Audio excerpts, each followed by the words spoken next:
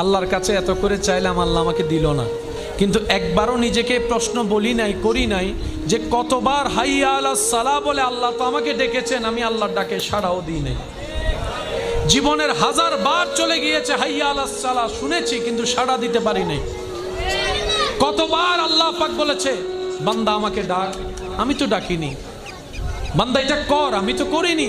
বান্দা এইভাবে চল, আমি তো চলিনি। এইরকম 1000টা আদেশ অমান্য করার পরও যেই রব দয়া বন্ধ করে নেই, রিজিক বন্ধ করে নেই, রহমত বন্ধ করে নেই, তিনি আমাদের রহমান রহিম। সুবহানাল্লাহ। তো মুমিন বান্দারা আফসোস করে না, আপত্তি করে না, ওনারা অপেক্ষা করে রবের হুকুমের। ওই রবের হুকুম আসা পর্যন্ত অপেক্ষা করার মাঝখানে যে রাস্তা, এটার নামে সবর, এটার নামে ধৈর্য। বলেন না সুবহানাল্লাহ। ওনারা সবরের রাস্তা দিয়ে যায়, শুকরের মাধ্যমে নিয়ে